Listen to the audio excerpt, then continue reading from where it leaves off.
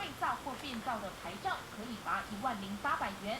同时，如果伪造或变造车牌，也有修复。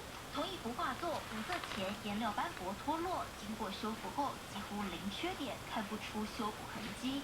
修复价格落差大，数千元甚至数千万元都有，需要叠个7-8%。就是我们平常吃的真玻璃头。店员递上月饼试吃，五颜六色的包装，诉求年轻时尚。摆满玻璃柜的传统糕饼，则打出老店招。还有这个禁运呢，也取消掉，这也是达成当时一个历史定位啊。所以我觉得北韩这个机关算尽，就看这个美国把它买单。但是北韩如果用这样的方式，你是他不就是求利本人吗？